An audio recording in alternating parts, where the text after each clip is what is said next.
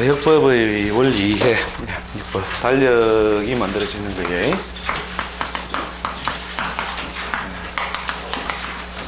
달력 만들어지는 거는 이 팔자를 우리가 이제 해석해 나가는데 필요한 어떤 의미에서 그 역법은 그렇게 뭐 많은 원리를 많이 모셔도 되는데 달력이 만들어져 있는 것이 흔히 지금 우리가 쓰는 게 태양력, 음력, 양력이죠. 소위 음력, 양력을 가지고 양력의 그 기준은 뭐로 삼았느냐 하면 1일을 뭐로 해? 1일을 밤 12시에서 그 다음 명일 밤 12시까지를 하루로 삼았다 이거죠. 그 다음에 음력은 어떻다고요? 마찬가지로 1일은 똑같이 12시에서 밤 12시에서 삼죠. 그죠? 하루는 이렇게 삼는데 기준이 뭘 써야 돼? 태양 주기를 기준으로 한 것이고, 음력은 순환성인데 달이 어디에서 어디까지, 금음에서 금음까지를 뭐로 삼았다? 1개월로 삼았다는 거죠. 1개월 삼고, 양력은 뭐냐면 태양하고 지구가 궤도 운동을 우리가 할 때 지구가 어떻게 해요? 뺑 돌아서 그 자리에 근접하게 되돌아가는 이것을 1년 삼는데 실제 자리에 어떻게 해요? 못 돌아오고 몇 바퀴? 365바퀴 회전을 하더라 이거죠. 365바퀴 자전하죠. 자전하면서 한 공전을 이루는데 자기 자리에 못 오고 365바퀴를 회전하고 조금 더 있다가 어떻게 해요? 4분의 1 정도가 남더라는 거죠. 그래서 그 4분의 1을 채우기 위해서 어떻게 해요? 4년마다 윤년을 두고 4분의 1이 모여서 뭐가 되면 하루가 되면 2월 달에 윤일을 주죠. 그죠? 윤일을 준다. 그 다음에 달은 뭐냐면 금에서 금인데 보통 평균 29.5쯤 됩니다. 29.5. 그래서 29 아니면 30 이렇게 큰 달 작은 달이 보통 이렇게 쪼개지죠. 29, 30. 이 큰 달 작은 달이 쭉 쌓이면 어떻게 돼요? 1년에 한 어느 정도 날 수가 모자란다고 해요. 대부분의 양력은 30, 31일이죠. 그죠? 30, 31일. 30, 31일 이렇게 쭉 매겨 나가니까 약 하루씩 쭉 편차가 나는데 28일짜리 하나 했죠. 그죠? 양력은. 그래서 약 열흘 정도가 빠진다는 거죠. 그래서 이 열흘을 메워주는 뭐가 필요하다고 해요? 지구가 공전운동을 해서 저희 돌아올 때 열흘 정도 빠진다는 거죠. 빠지고 그 다음에 더 빠지고 더 빠지니까 이 한 달치를 채우기 위해서 달을 준다는 거죠. 그죠? 그래서 윤달에 우리가 간지 원리에 의해서 윤달에 뭘 하고 안 하고 하는 것은 별로 의미가 없는 거죠. 그죠? 사실은 자연의 기운이나 운동을 볼 때는 우리가 달력의 원리에서 저렇게 윤달이 그냥 공달처럼 붙어 있는 것인데 윤달에 수위를 맞추면 오래 산다는 둥 그게 사실 학문적으로는 그렇게 큰 의미를 가질 수 없다는 거죠. 자, 그래서 이제 민간에서 이 역학이라는 게 옛날에는요 엄청 고비용이었어요. 고비용. 이게 이 역학 서비스를 받으려면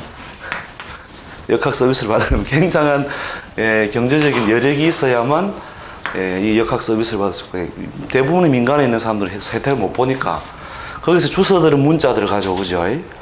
그래가지고 우리가 흔히 우리 손 없는 날 이런 것들도 이 손 없는 날도 마찬가지로 그냥 그 민간에서 가장 간단한 원리로서 해볼 수 있는 그런 어떤 것으로서 그냥 그대로 지금 9일 10일 날 손이 없다. 그래서 손 없는 날 같은 경우도 우리가 9일 10일 손이 없다 해서 이날 굳은 일을 많이 했던 것들도 아주 원리가 굉장히 간단하죠. 1, 2일은 동쪽에 손이 있고 3, 4일은 남쪽에 손이 있고 그 다음에 5, 6일은 서쪽 7, 8일은 북쪽. 그래서 90일은 뭐가 없다? 손이 없다 이렇게 해서 손 없는 날 보통 굳은 일을 대체로 많이 하고 이것저것 머리 아프면 그냥 손 없는 걸 택해서 하는 것들도 전부 다 이제 민간에서 그렇게 주서들은 논리에 속하는 거죠. 그걸 갖다가 이제 비약해서 쓰다 보니까 그렇게 된 거고, 뭐 윤달도 마찬가지입니다. 윤달도 사실은 이제 그런 이유에서 민간에서는 그냥 윤달이 그냥 공달처럼 생각하는데 절대 공달이 아니죠. 그냥 우리의 역법적인 뭐를 이제 조화를 맞춰주기 위해서 그냥 끼워 있는 거에 불과한 건데, 그게 물론 이제 원칙은 있겠죠. 끼워 있는 원칙이. 자, 근데 이제 음양력이 대강 이러한 원리로서 만들어졌다 하는 것을 우리가 그러면 우리가 그 사주풀에 필요한 게 뭐냐? 사주풀에 필요한 거는 음양력이 아니라 엄격하게 말하면 절기력이죠, 그죠? 절기력. 절기가 하나의 중요한 기운을 가르는 어떤 분기점이 된다. 이렇게 절기는 그럼 뭐냐?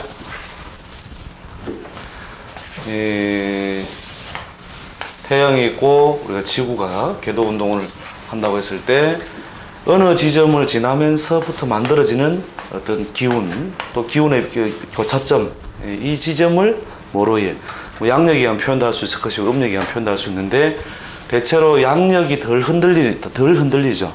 양력이 덜 흔들리는 이유는 뭡니까? 덜 흔들리는 이유. 비교적 365일을 그대로 잘 다 채워서 보면 오차 없이 만들어내는 게 양력이죠, 그죠? 그 어떤 책에 보면은 양력을 기준한다, 뭐 이렇게도 표현된 책인데, 사실은 양력하고 잘 맞는 거지 근사치가 되는 것이지 양력도 아니다 이거죠. 그 흔히 이제 뭐 우리가 동지달 같은 동지는 언제쯤 해당됩니까? 양력으로 12월 22일 딱 그렇게 거의 고정되고, 간혹 몇십 년에 한 번씩 21일 이렇게 땡겨지는 게 있습니다.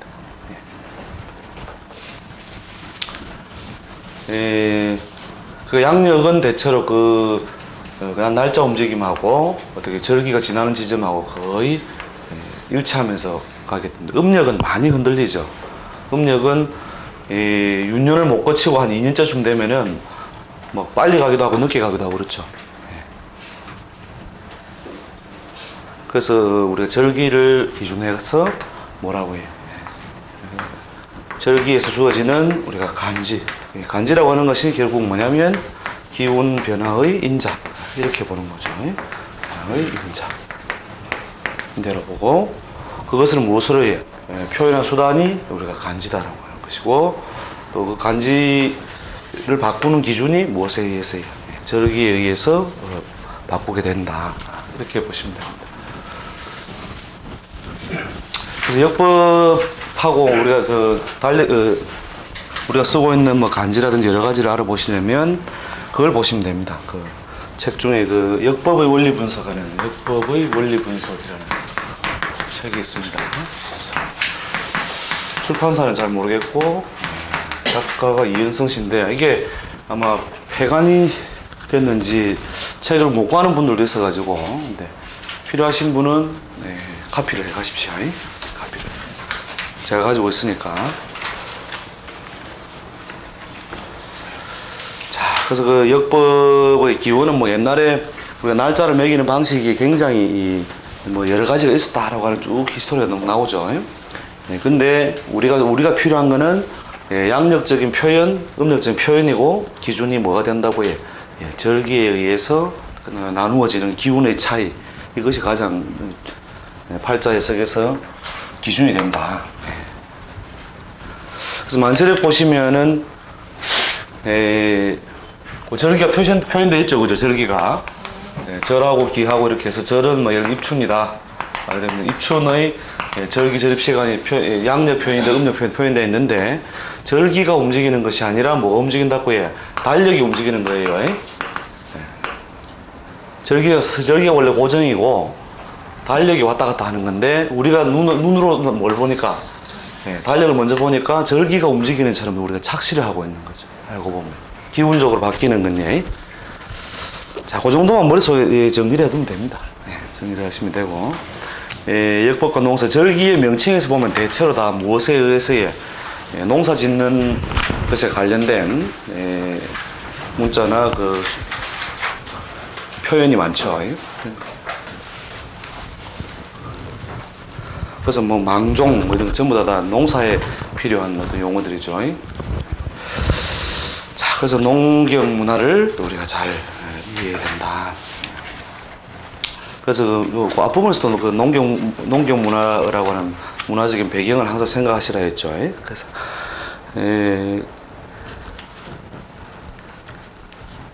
그 기운 자체가 그 제일 처음에 전제한 것처럼 이 아날로그를 이 우리가 디지털한 형태로 표현했기 때문에 오늘 그 왜곡을 사실은 충분하게 생각을 하면서 일어나겠죠. 간지도 마찬가지죠. 그러니까 어느 구간에서 어느 구간, 그러니까 태양을 중심으로 지구가 돌아가는데 이 구간에서 이 구간까지를 우리가 뭐 인이라 했다. 그래서 인이라 하더라도 인의 처음 부분하고 인의 끝 부분하고는 양상이 많이 다르겠죠. 단지 이것을 하나의 구간으로 묶다 보니까 인이라는 글자 하나로 표현된 것이지만 인이라는 글자 자체도 뭡니까? 이미 많은 온도 변화, 운동성 이것이 포함되어 있는 거죠. 포함되어 있는 것이다. 더 비극적인 하루살이 같은 건 굉장히 비극적이에요. 그죠? 이럴 때 초봄에 태어난 하루살이는 엄청 추운 줄 알고 살고, 그죠? 늦은 1월 달에 태어난 놈은 이 세상 기온이 그래도 따뜻하구나 하고 죽는 거고. 사실은 범인자라는 간지 표현 속에 이런 왜곡도 충분히 존재한다. 이렇게 보시는데, 이걸 더 세밀하게, 물론 이제 쪼개놓은 책들도 있죠. 그러니까 3일을 하나의 기후로 삼아서 3일 단위로 기온적인 변화를 갖다 쭉 표현해 놓은 것들도 있죠. 근데 이게 이제 살아가는데, 전체를 해석하는 데 있어서 이걸 포괄적으로 묶어도 큰 오차가 생기지 않기 때문에 이걸 하나의 큰 단위로 쓰는 것이고, 요 안에서 3일 단위로도 어떻다고 해? 일진1퇴. 하루 단위로도 어떻다고요? 하나는 양운동, 하나는 음운동. 이런 식으로 그 주가 그래프 보면은 주가는 어떻게 올라간다고? 이렇게 올라갑니까? 오르고 내리고, 오르고 내리고, 오르고 내리고. 이게 반복하면서 갑니까? 반복하면서 가죠. 반복하면서 이렇게 일진일퇴를 반복하는데 이게 3일 단위도 있고 하루 단위도 있고, 그죠? 하루 오르고 하루 내리는 것도 있고, 근데 전체적으로 흘러가는 건 뭡니까? 전체적인 대세가 이제 이 양운동, 양적인 운동, 상승 흐름이다. 그럼 상승 흐름으로서 그 대세 흐름은 어찌됐건 여기에서 이 구간까지는 중간에 이렇게 출렁임의 과정이 오더라도 상승세다라고 하는 거죠. 그 다음 내려갈 때도 그냥 내려간다? 어떻게 내려가요? 이렇게 내려가죠. 이거 머릿속에 잘 그려놔야 됩니다. 주식을 공부를 하면 이걸 굉장히 깊이 깨달을 수 있는데, 음량의 원리를 하루는 웃고 하루는 울고 울고 웃고 하면서 가는데 그 밑에는 뭐가 있었다고 뭐 주식 분석하는 사람들은 이 저항선이라는 거예요. 어떤 저항선을 가지면서 지지대 저항선, 이게 위에 있는 게 저항선, 밑에 지지대, 이렇게 해서 이걸 묶어 놓고요, 이런 방향으로 간다. 이게 제일 중요하다 이렇게 표현하는데요. 망할 때도 어떻게 망하느냐면 요렇게 하면 망할 놈 한 놈도 없어요. 그게 뭐냐면 장사가 잘 되다가 갑자기 손님이 안 온다 이거예요. 그러면 망할 이유가 없는 거라 문 닫으면 되는 거예요. 문 닫으면. 그죠? 문 딱 닫고 쉬는 거라. 근데 어떻게 망하느냐면 서서히 망하거든요. 망하는 것도 뭐가 필요하다? 시간이 필요하다. 그래서 예를 들어 1,000원을 팔아야 이게 수지를 맞출 수 있다면 1,000원 팔렸다가 800원 팔렸다가 다시 900원 팔렸다가 700원 팔렸다가, 그러니까 이제 700원 팔릴 때는 그래도 900원 팔린 날을 기억하면서, 그래, 손님은 다시 또 오고야 말 거야 한데, 그 다음날 역시 또 800원 올라가니까 야 이게 이제 되는 거다. 그 다음날에 800원 다음에 1,000원을 꿈꾸지만 그 다음에 이제 또 내려가는 거예요. 이렇게 해서 이걸 서서히 이렇게 까먹음으로써 완벽하게 망하더라. 그렇게, 정말로 운 좋은 사람. 이 양반은 시내에서 뭘 했느냐면 국밥집을 했는 거예요. 이렇게 곰탕집이죠, 곰탕집. 곰탕집을 했는데 참 복 많은 사람이죠, 이 양반은. 한참 이제 70년대 후반에 우리가 산업적인 어떤 환경이라든지 뭐 오피스 환경이 다 좋아졌을 때, 그때 이제 그 당시 메뉴로서는 곰탕이 비쌌어요. 예. 곰탕이 뭐 예를 들어서 된장찌개가 500원, 1000원 하면 곰탕은 3000원, 4000원 했대요. 상당히 비싼 메뉴였는데, 그리고 장사를 쫙 하고 있는데, 이 양반 해년마다 멀무로 역학적으로 자기가 물어보러 간 거예요.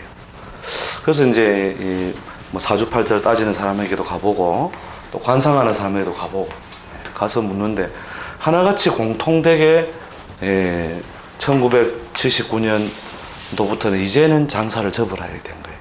장사를 접어라. 근데 자기 현실은 안 그러는 거야. 너무너무 장사가 잘 되는 거라. 이게 점심 때 전부 다 막 서서 줄 서서 기다리면서 장사를 했는 거예요. 그런데 가서 물어보니까 그런 거죠. 그 세 군데가 다 그런 이야기를 하는 거예요. 야, 근데 이때가 지나온 걸 봐서는 이걸 무시할 수는 없고, 장사는 너무너무 잘 되고 있고, 어떻게 하면 좋으냐. 이렇게 자기 고민 끝에 선택한 게 뭐냐면 산중기도예요. 산중기도. 산에 가가지고 자기가 기도를 팍 하는 거예요. 만약에 이 우주에 신이 있다면 내가 앞으로 망조가 될 수 있다는 걸 증거해 달라. 안 그렇게 해서 장사가 너무 잘 되는데 문 닫아라 하니까, 그래가지고 자기가 보름 동안 그 산 속에서 기도를 하고 내려와요. 내려와가 그 다음날 딱 이제 문을 열었는데, 그 전에 사람들은 맡겨놨으니까 장사는 했었고, 그래가 그 다음날 딱 문을 열었는데 손님이 하나도 없는 거예요. 손님이. 예를 들어서 150명이 오면은 8명 오는 거예요. 예를 들어서. 그렇게 해가지고 또 그 다음날 된 거예요. 설마 이런 거죠. 설마. 그 다음날도 또 그런 식으로 장사가 된 거예요. 150그릇을 팔 음식을 준비했는데 7, 8명 왔다 이거예요. 3일째까지 그래 되는 거죠. 장사가 안 되더라 이거죠. 그래서 야, 안 되겠다. 정말 내가 접어야 되겠다. 접어야 되겠다고 마음 먹고 그 손님이 또 때같이 오는 거예요. 그래가지고 개 끌듯이 오니까 어떻게 할 수 있어요? 뭘 받을 수 있어요? 권리금 받을 수 있잖아요. 권리금 한껏 받고, 예? 한껏 받고 팔고 탁 나니까 그때 그 당시 유류파동인가 하는 게 와가지고 비싼 밥을 사람들이 안 먹는 거라. 참 미안한 이야기지만 그죠? 그때 산 사람은 어떻게 됐어요? 예, 그때 산 사람도 아마 이렇게 되려고 했겠지만, 아무튼 그 이 양반은 어떻게 하는 바람에 이 첫 방향을 한번 본 거죠, 그죠? 첫 방향. 예. 이렇게 나물은 입시부터 알아본다. 이게 뭐가 하나 사물의 징조라는 앞부분에, 그죠? 우리가 정초에 기발기술을 먹는다든지 대보름날 기발기술을 먹고 점을 쳐보고 그 토정 비율도 보고 하는 이런 것이 첫 끝발이 뭘 증명한다고 해. 개끝발이 아니고 입시부터 알아본다. 입시. 시작부터. 싹수가 어떻다고 해. 싹수가 노라면 이게 제대로 된 그게 돼요, 안 돼요? 안 되죠, 그죠? 이렇게 싹수가 노란 걸 보고 이미 아는 것처럼 입시에 점을 치는 건, 저 사람은 그걸 그대로 믿고 따라한 거죠. 네. 그래가지고 이제 정리를 멋있게 하고, 여기서부터 뭐냐면 바로 잠수에 들어간 거예요, 잠수. 네. 앞으로 몇 년, 10년간 아무것도 하지 마라 하니까 딱 엎드려가지고 있는 거 가지고 좋게 뜯어먹으니까, 예. 가을이 오기 전에 벌써 자기는 뭘 했다고 해. 겨울을 준비하고 월동 준비를 다 하고 있은 거예요. 이렇게 사니까 이만큼이 남더라고요. 이만큼이. 예? 이만큼이. 그게 참 잘 안 되죠. 예? 그러니까 하마 되겠지 하다가 서서히 간다. 자, 그 자연운동은 어떻다고 해. 우리가 간지로 표현했기 때문에 이렇게 중간에 일진일퇴의 음양운동을 다 표현하지 못하고 이것을 묶어서 모습을 간지로 표현했기 때문에 오는 여러 가지 한계가 있다. 이걸 머릿속에 정리해 두시고, 그 다음에 우리가 절기를 기준으로 해서 기운적인 변화를 만들어서 표현하고 있다. 이렇게 보시면 되죠. 그 밑에 있는 그림 보시면 이제 아시겠죠, 그죠? 예, 짝대기 근한 지점이 그냥 하나의 절기로 생각하시면 됩니다. 절기로 생각하시면 되고, 예, 우리가 양력의 표현이 바로 위쪽이죠, 그죠? 위에 있는 그림이 양력 표현이고, 밑에도 마찬가지로 우리가 제일 간단하게 뭐 절기 표시가 있다면, 달의 금음에서 금음까지를 우리가 예, 음력이라는 표현을 통해 가지고 그걸 삼은 거죠. 자, 그래서 절기. 그래서 왜 절기를 중심으로 달을 나누느냐? 절기는 뭐라고 해? 예, 태양과 지구의 어떤 각도 또는 절대 위치 이런 걸 표현한 것이므로 그 절기를 지나면서 역시 입춘이 지나면 역시 봄이 오고야 말더라. 그래서 절기를 중심으로 이런 거죠. 자, 그다음 날과 해를 기준으로 나누는 것도 역법을 기준으로 마찬가지죠. 하루를 쪼개는 것도 뭐냐면 정각 12시를 기준으로 쪼개야 된다. 그래서 날을 기준으로 쪼개는 건 뒤에 그 시정하는 거 할 때 다시 한번 다루게 될 거니까요. 자, 그 다음 자연과학으로서의 오행과 역법은 역법과 오행의 상호관계. 그래서 이제 간지라고 하는 것이 우리가 동양 문자의 장점이라는 것이 우리가 상형적인 의미를 동시에 그 문자에 부여를 한번 해놓음으로써 무엇으로 글자 자체가 하나의 운동이나 상징 이런 것을 그대로 내포하고 있죠. 상징. 그러니까 단순하게 우리가 서술적인 개념으로서 1, 2, 3, 4를 쓰는 것이 아니고 하나, 둘, 셋, 그죠? 이렇게 이것도 물론 뭐 서술하면 서술인데 문자에서 상형적인 의미를 훨씬 더 많이 가미해 놓았다는 거죠. 가미해 놨다. 그래서 자, 그다음 오행하 마찬가지로 절기도 사실은 철저하게 무엇을 기준으로 기후를 중심으로 우리가 절기에 의해서 기운이 되겠죠. 여기서 운은 뭡니까? 움직인다는 거죠, 그죠? 움직인다. 움직이는 것이 결국은 뭐냐면 이제 후로스터라는 거죠. 기후. 기후로서 드러나고 기후가 결국은 우리가 인체에 영향을 주기도 하고 또 그 결과가 이제 운명적인 결과로 나타난다는 거죠. 그래서 똑같은 초여름이라 하더라도 정말 초여름생이 다르고 늦은 여름에 중간 여름에 가까이 갔을 때의 여름의 기온하고 다르다는 거죠. 그 다음에 우리가 똑같은 오행적으로 화로 파연됐다 하더라도 삼복생한 이런 거 들어봤습니까? 삼복을 지나면서 뭐가 생긴다고 해? 한기가 생기고 들어보셨어요? 삼복생한.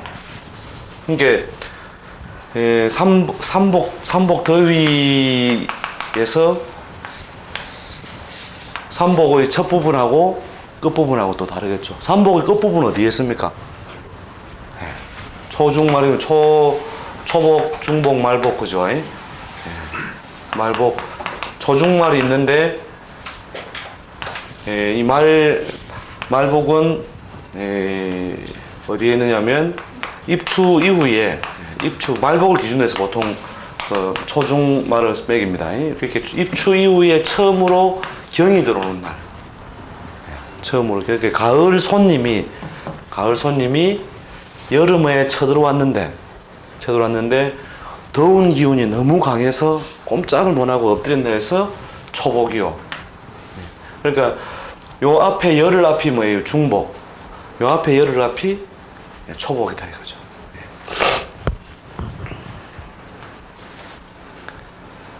그래서 그 경이 들어오는 기점을 기준으로 해서 이제 초중말 이 초복 때하고 말복 때하고 기운 차이는 어떻습니까? 기운 차이 크겠죠, 그죠? 기운 차이가 이미 입추를 지난 거니까, 그죠? 그 다음에 초하고 중하고 사이도 상당한 차이가 있다. 꺾였다 이렇게 하죠, 그죠? 한풀 꺾인다는 것이 이런 거니까. 근데 이게 동일의 간지로 표현될 수 있다는 거죠. 똑같은 간지로. 그런 것을 충분히 감안해서 발자에 쓰게 들어가야 된다.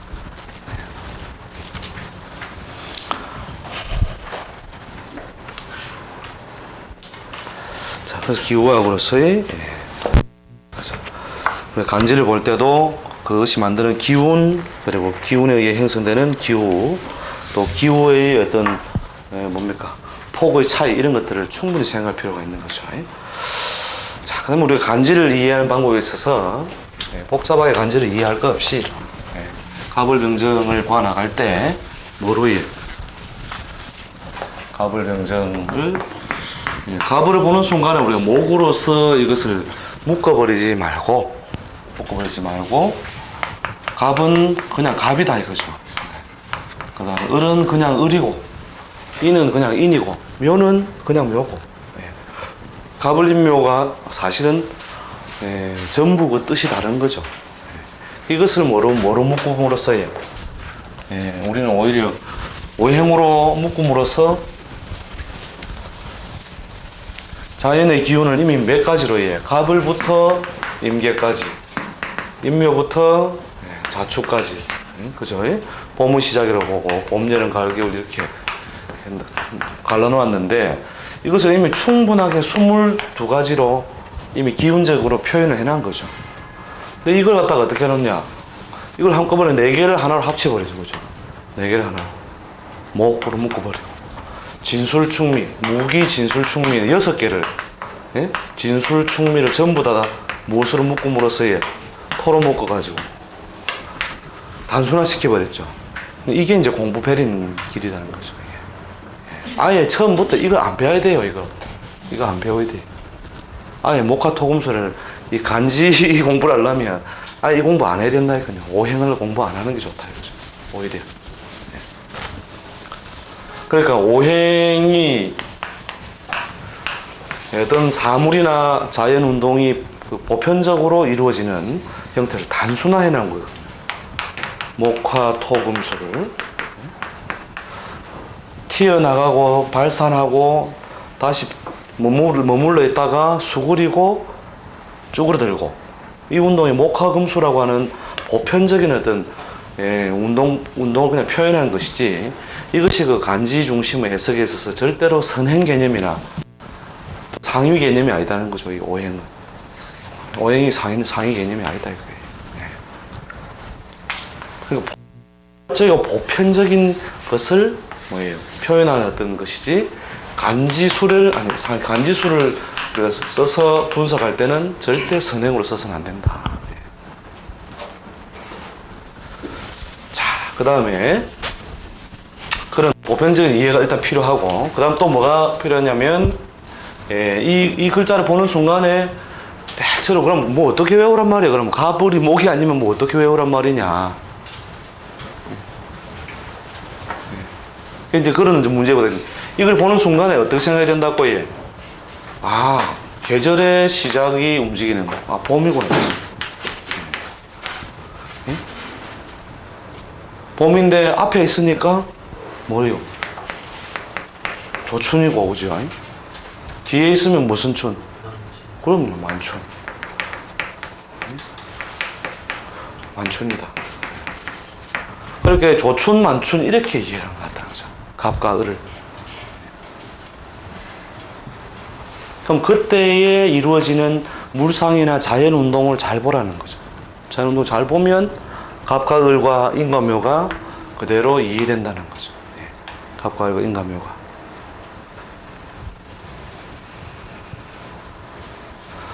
이걸 왜 해놔야 되느냐 하면 팔자 안에 이런 글자가 나왔다. 만약에 간지 모양에서 이런 글자가 나면 말이에요. 이 글자를 보는 순간에 제일 첫 번째 생각하기 쉬운 게 목하고 금하고, 야, 금이 목을 극하고 있구나. 이렇게 해서 첫 번째 오류가 생기고, 두 번째 또 뭐예요? 이게 좋게 그건 충하이요 이란다고. 충이니까 또 이건 문제가 있다 이거. 이제 이렇게 함으로써 무엇을 보지 못한다? 묘와 유를 보지 못한다는 거예요. 묘와 유를. 그래서 공부 다 버리는 거예요. 축 나오면 안 좋다 하던데 내가. 근데 뭐가 안 좋은데 설명해봐라 하면 분명히 안 좋긴 안 좋은데 하여튼 안 좋아요. 하여튼 그러니까 점사라고 하는 건 점을 쳐서 우리 결과를 주는 데 있어서 길 내지는 흉으로 보는 표현하는 것이 아주 보편적인 표현 수단이긴 한데 온전한 표현 수단이 아니다는 거예요. 그러니까 대자연은 뭐냐? 길흉이 없다예요. 대자연은. 그 뭐냐? 나의 행복은 누구의 불행이야? 누군가의 불행 게임일 수 있다. 이렇게. 자, 봄에 가을 바람이 분다 안 분다? 봄에 가을 바람이 불지 않는다 이거죠. 그럼으로써 만물이 화육, 그죠?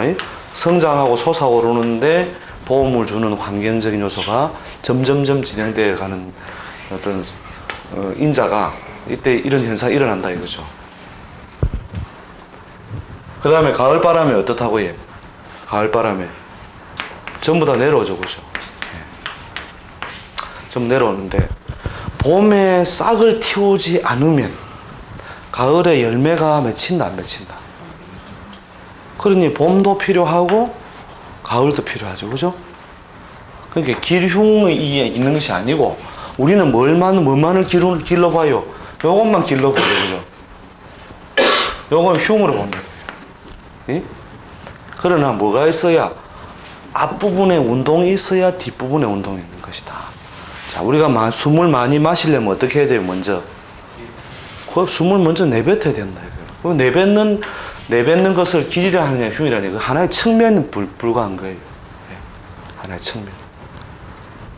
그래서 기흉은 떨어져 있다 한 몸이다. 야, 대단합니다. 거의 천재 수업에. 야, 이건 정말요. 성리학 책을 정말 앞뒤로 다 수업씩 읽고 읽어야 기흉이 동소고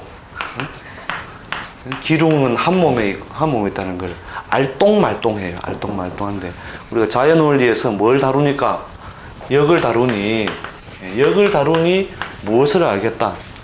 길흉이 동소에 있음을 알겠노라. 행불행이 어디에 있다고 해? 동소에 있다. 동소. 단지 대자연은 뭐예요? 운동 방향만을 서로 달리해서 뭐 하고 있다고 해요? 화육.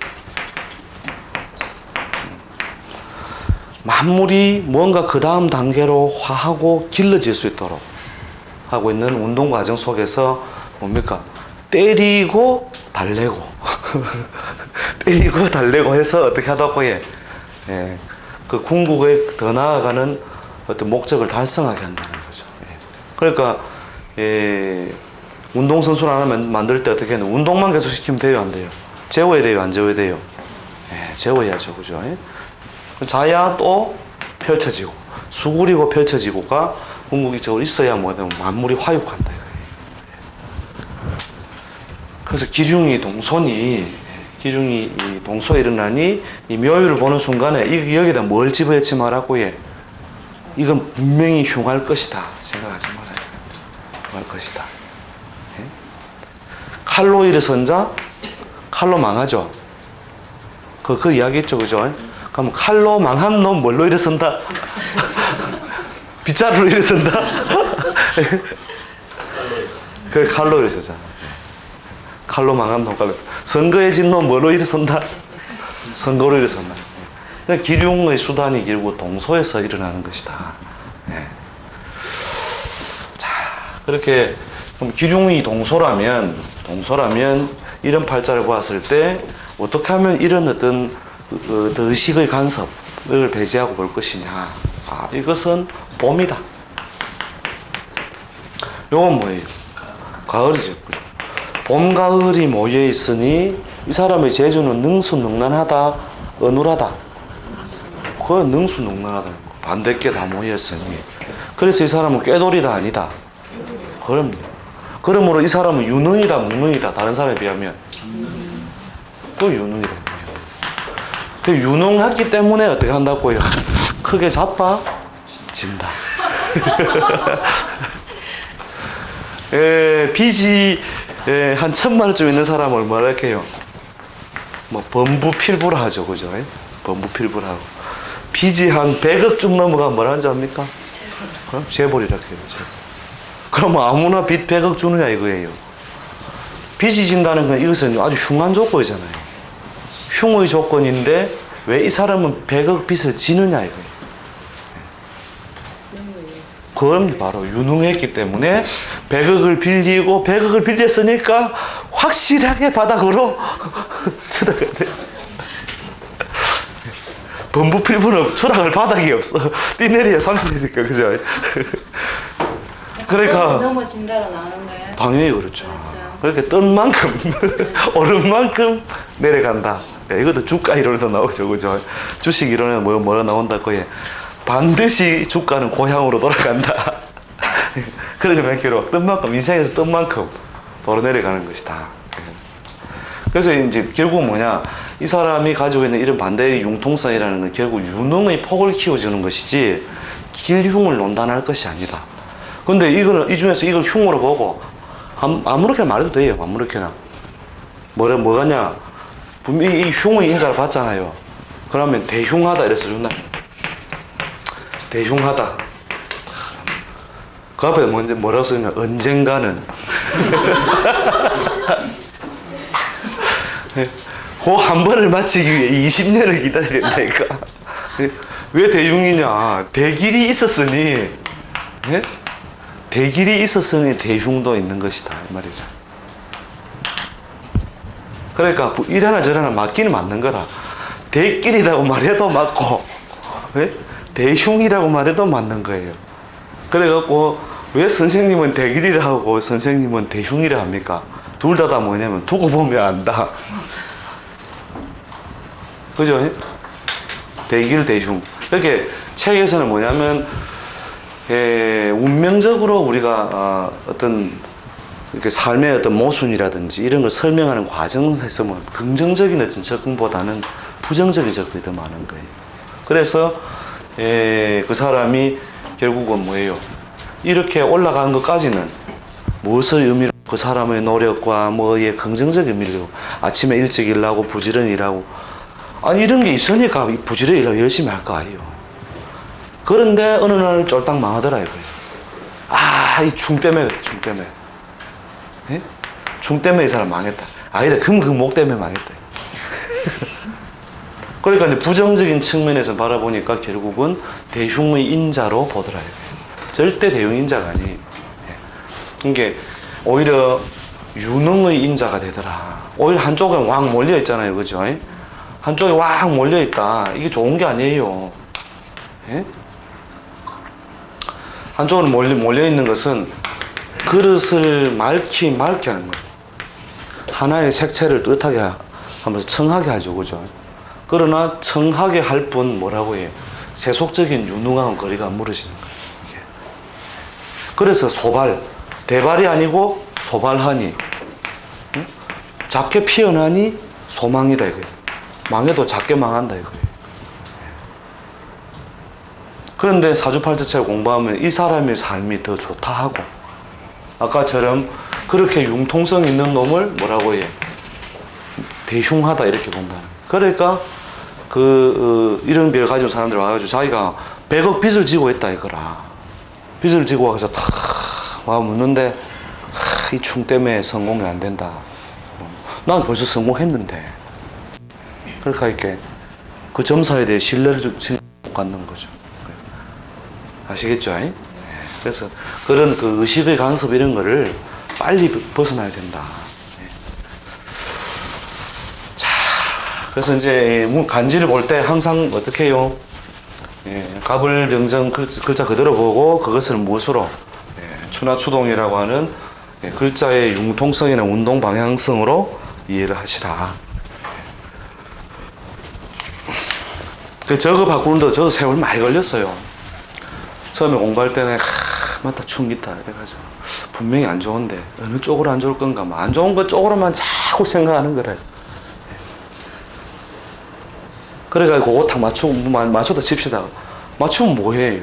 그 사람의 유익함을 하나 주지 못하는데. 저런 어떤 오류를 항상 이제 뭡니까? 자연의 학문으로 좀 돌아오라는 거죠. 우리가 문자에 빠져서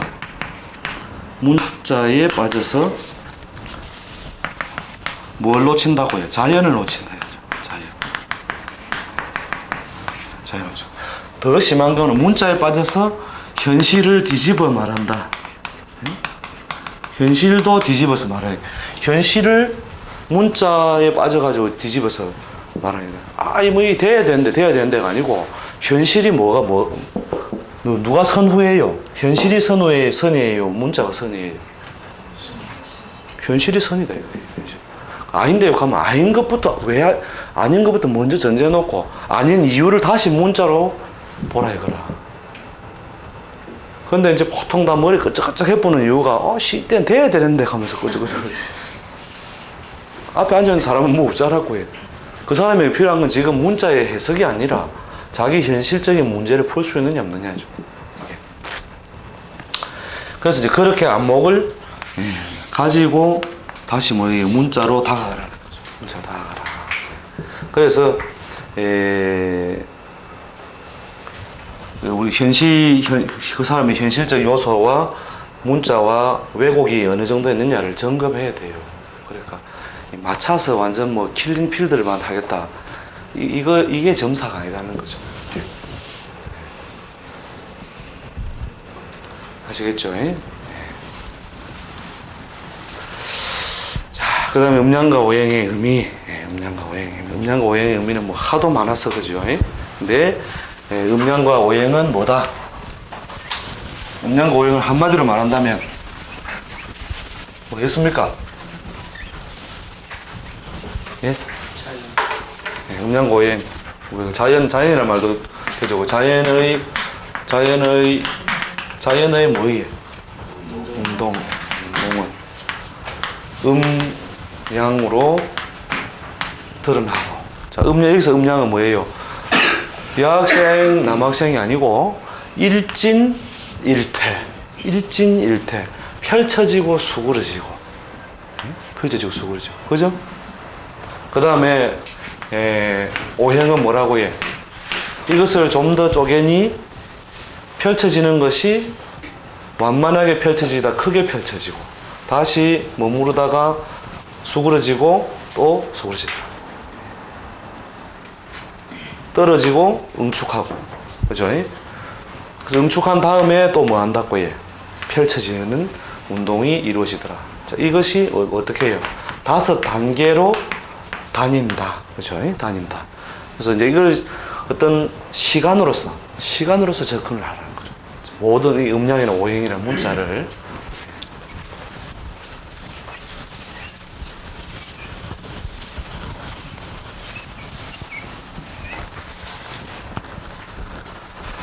자, 그래서 음양과 오행은 이렇다.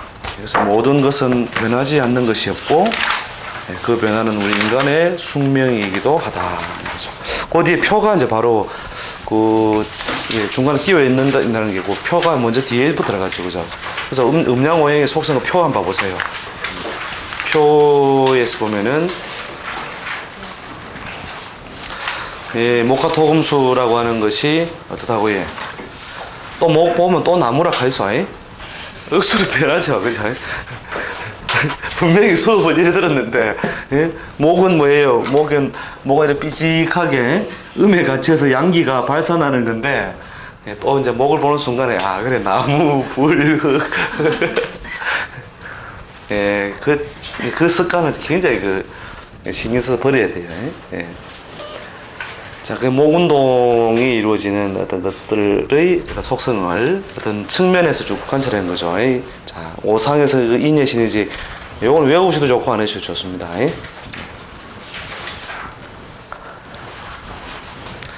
자, 그 다음에 거기에 두 번째 게, 이 책하고 편집이 좀 달라져 있어가지고, 거기는 뭐부터 계절 준하추동부터 있죠. 그죠?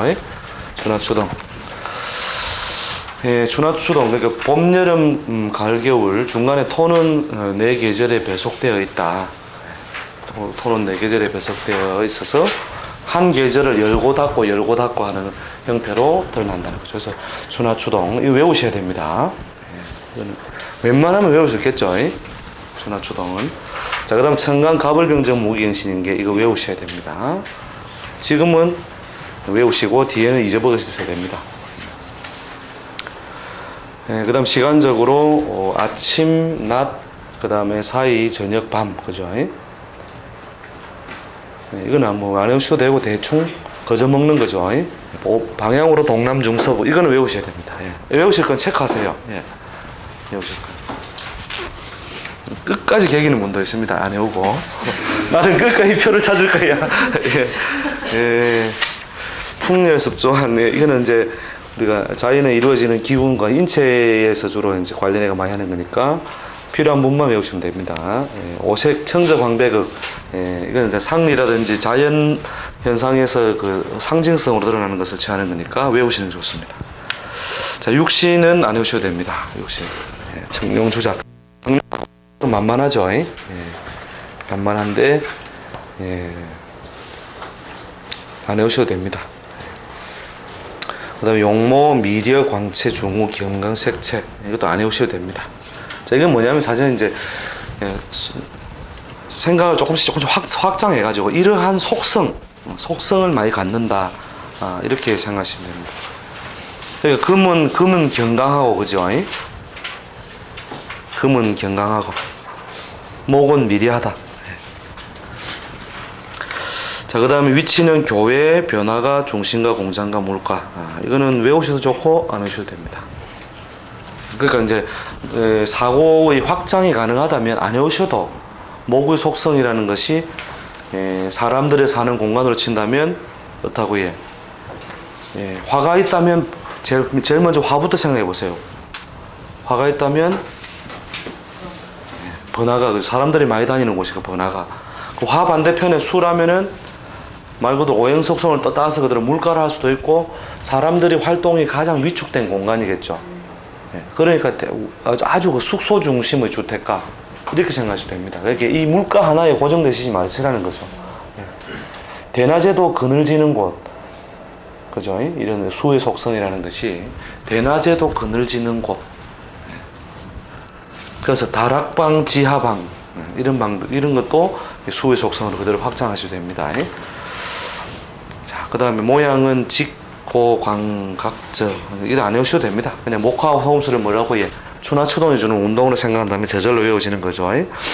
자, 그 다음 조용한 곳, 밝은 곳, 사통, 밝다, 소란한 곳, 어두운 곳 이것도 마찬가지로 확장하면 됩니다. 그 다음에 지지의 인묘, 사후, 진술, 중미, 신유회사 이거는 웬만하면 외우셔야 됩니다. 웬만하면. 그 다음에 오직, 문관, 예술, 농토 이게 아주 그 직업을 단순화시켰을 때 이러한 속성으로 접근해 볼 수 있다는 거죠. 안 외우셔도 됩니다. 오음, 각치, 공상우 이것도 안 외우셔도 됩니다. 오미, 맛을 다루는 것이 필요하실 때 신맛, 쓴맛, 단맛, 매운맛, 짠맛 필요한 부분만 외우시면 됩니다. 그 다음에 노경, 희, 사비, 우공 이것도 뭐냐면 오행 속성이거든요. 오행 속성. 그러니까 썩난 놈은 뭐가 난다고 못된 송아지 엉덩이에 뭐 난다고 뿔나 있는 게 뿔나는 게 이 분노죠, 그죠? 분노. 노했을 때 뿔나는 거죠, 그죠? 뿔나는. 그 다음에 놀란다고 하는 것도 뭐냐면은 음에 갇혀져 있다가, 자, 음에 갇혀져 있는 상태가 수의 상태죠, 그죠? 음에 갇혀져 양기가 발산하지 못하고 있을 때, 그렇게 하다가 음기가 밖에 쏴주는 기운이 밀리면서 어떻게 해요? 밀면서 뻑 튀어나와. 이게 뭐예요? 그것이 놀랄경자입니다. 놀랄경자. 그 다음에 발산하여 확 벌어져 있는 건 기쁜 것 같은 것이고, 지고 떨어지고 하는 게 금의 기운이죠, 그죠? 그러니까 우수에 속하는 것이고, 그 다음에 어둠이 짙어서 모든 것이 감추어진 거죠. 공포에 질리면 어떻게 한다? 움츠린다, 펼친다. 그래서 움츠리는 운동 방향이라는 것은 일종의 그 심리적으로 공의 상태와 같은 거죠. 자, 오장, 간신, 비패신이라는 것도 이거 웬만하면 외우시는 게 좋죠. 그 다음에 육부, 담소, 위, 대, 방강. 그대로 외우시는 게 좋고, 그 다음에 성품에서도 말 그대로 그냥 그 목화 토금수의 그냥 속성만 쭉 생각하시면 됩니다. 그리고 보면 수가 엉큼 일어났죠, 그죠? 엉큼. 왜 수가 엉큼할까요? 어둡다. 갇혀져 있다는 것도 되지만 저장성이 강한. 그렇죠, 그렇죠. 가두는 운동을 잘하는 거죠. 그러니까 속마음을 펼친다, 안 펼친다.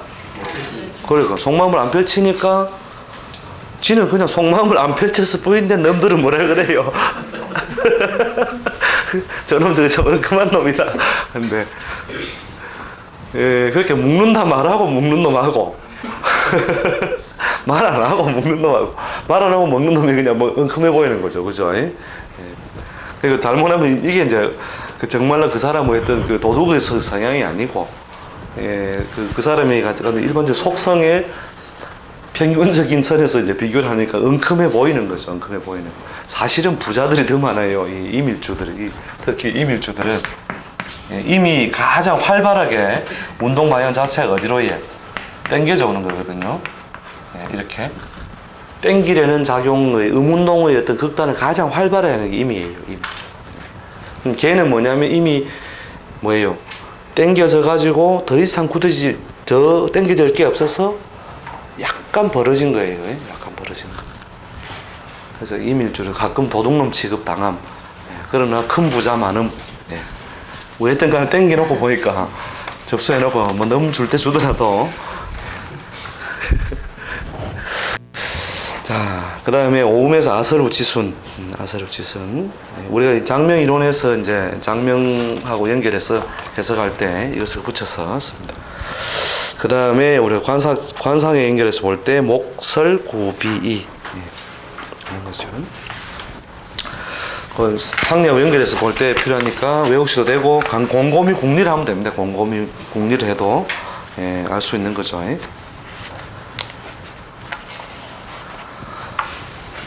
자, 그 다음에 행동 성향에서 예, 자, 목의 속성은 어떻게 한다고 해요? 생산한다, 추진한다, 번식한다는 거죠. 그 다음에 화는 어떻고 밖으로 극단적으로 펼친다, 활동한다, 선전한다. 그냥 중개화의 노력. 토는 뭡니까? 양운동과 음운동. 양운동과 음운동을 어떻게 한다고 해? 중개하는 어떤 중개화의 노력이다 이거죠. 그 다음에 금은 지배 통치 수학. 내 것과 네 것을 가르는 일이라 그것은 마땅히 정확해야 되고, 그죠? 거기에는 무엇이 필요하다? 예, 지배력. 그 다음에 통치력, 그 다음 수학이라면 거두어들이는 작용이죠. 자, 그 다음 수는 뭐예요? 말 그대로 맨 끝에 저장해놨죠. 그죠? 저장, 지략, 계획. 예. 그래서 몸을 쓰지 않는다는 것은 뭐예요? 머리가 없어요. 그렇죠. 머리를 써야 될 거 아닙니까? 머리는 몰라 달고 다니느냐. 그러니까 화가 뭐냐면, 화가 움직이는 것이 활발한 거, 외부적으로, 그죠? 외부적으로 움직임이 활발한 거죠. 움직임이 활발. 그 다음에 수는 뭐예요? 외부적인 반대 운동이니까 외부적인 움직임이 활발하지 않다. 그렇다면 머리만 굴린다. 그렇죠? 머리만 굴린다. 그 다음에 목은 대체로 뭐겠어요? 목은 움직임의 전 단계쯤 되니까 뭐부터 한다?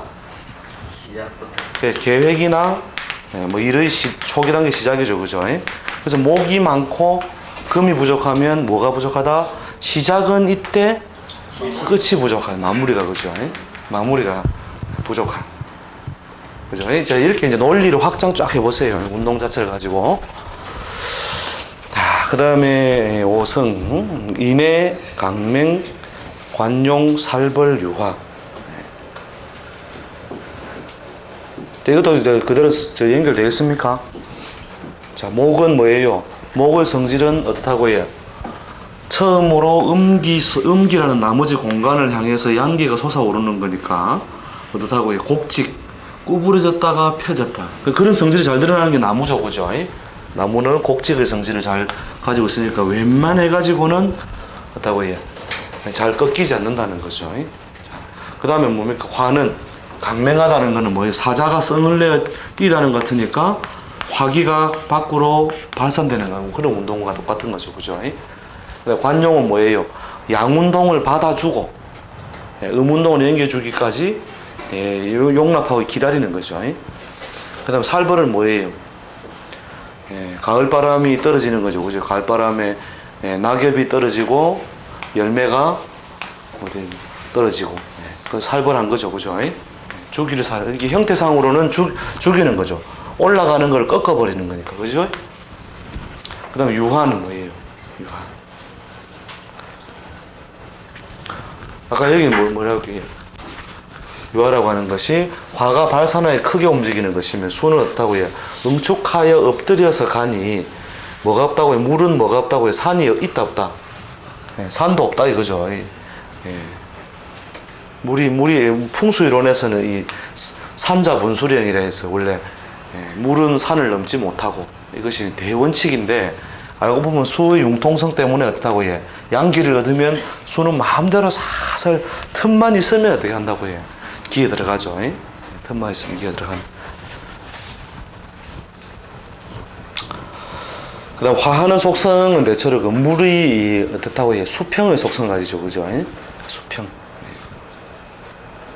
오르고 내림이 없다 이 말이죠.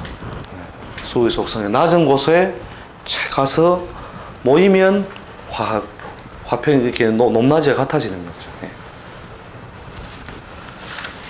자, 그 다음에 신체에 연결해서는 뭐 간신, 비폐신 그대로고, 그걸 그대로 확장해가지고 뭐 신경, 시력, 피부, 대장, 방광 이런 식으로 연결해서 보시면 되고, 오상은 인의의 신이지, 신앙은 유학, 예수교, 토속신앙, 불교, 도학.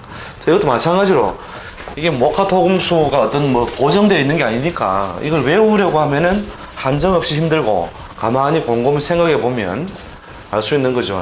우리가 목화토금 목화토금수가 있으면은 목의 속성이 있다고 해. 삶에 대해서 대체로 긍정적이다, 긍정적이지 않다. 긍정적이니까 긍정적이고 그러니까 우리가 사후의 삶을 많이 논할 것이다. 인생을 많이 논할 것이다. 그리고 인생을 많이 논하는 것이 결국 뭐예요? 유학이 결국 그런 속성을 가장 많이 드러내는 거죠. 그죠? 그래서 사후를 많이 논한다, 안 한다?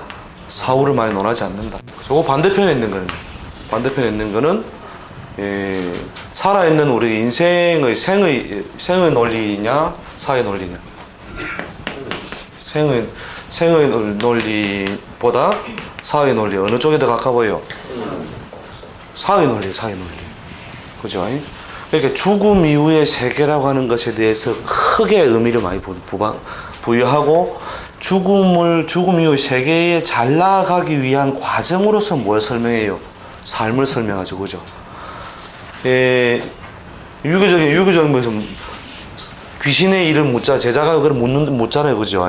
공자에게 귀신의 일을 묻자, 사람의 일도 다 알지 못하는데 어찌 귀신의 일을 논하겠느냐. 이렇게 하면서. 물론 제사 지내는 거 보면 사후 세계를 인정 안 한 건 아니죠. 그죠? 사후 세계를 인정했지만, 사후 세계보다 뭐가 중요하다? 산놈이 중요하다. 산놈이. 어떻게 살 것이냐가 훨씬 더 중요하다.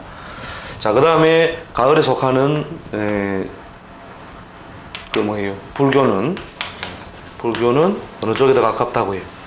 사후의 궁극적인 영적인 진화를 위해서 뭐가 필요하다. 이게 필요하다. 그 다음에 다른 종교의 속성에 비할 때 제일 뭐예요? 적극적인 표현이라든지 행동을 요구하는 게 뭡니까? 기독교죠. 내 이웃을 어떻게 하라고 해? 이거 하나예요. 내 이웃을 사랑해라. 그걸로 끝난 거라. 처음부터 끝까지. 그 다음에 뭐예요? 우리가 삶과 죽음 같은 데서는 신의 사랑을 이해해라 이거죠. 신의 사랑. 그거잖아요. 그죠? 근데 실제로 강조하는 건 뭐예요? 적극적인 행동으로서 삶의 구원을 구하는 것이었어. 그죠? 지금 이거 하려고 하는 거죠. 그죠? 이거 쓰입니다. 이게 시험 나와요. 시험 나오니까 우리가 목화토금수를 제대로 이해했느냐 못 했느냐가 이걸 우리가 뭐 분류해서 외우는 게 중요한 것이 아니라 이런 속성을 따서 붙이는 능력이에요. 따서 붙이는 능력.